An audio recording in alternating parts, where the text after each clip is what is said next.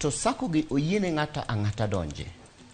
To kadwa duogo monda awach mang'eny ei sacco ka sacco, abro chako gi sacco machalo kaka Kimisitu sacco.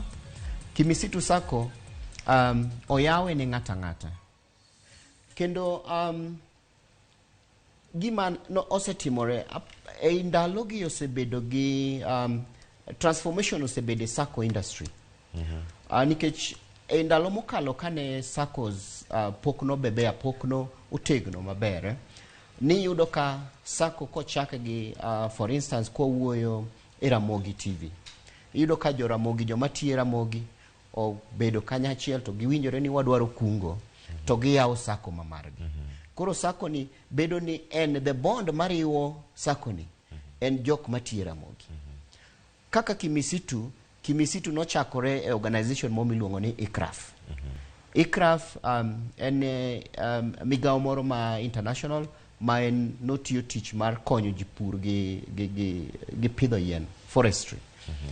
Koro iyudo ka the initial common bond ema chako sacco. But kaka sacco medo dongo to iyawo sacco ne joma moko ma oko.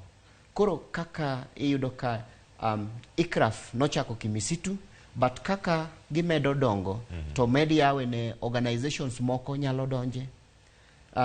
Sani oyawe ne jo biashara nyalo donjo, oyawe ne ng'ata ng'ata tekni in gi yor yuto moro tidwaro kungo, inyalo donje sacco, nikech the main objective mar sacco en tiende ni inyalo kungo pesa tiolo mondo mi dongri. Koro mane kaka sacco tiyo. Kendo gima ber mondo mi anyis jopiny en ni kaluwore gi chike ma guide sacco, mano Cap 490 ma the Sacco Act, owach en very clear ni ng'ato kowinjo be ni donje sacco ma nigi same agenda. Tiende no wacho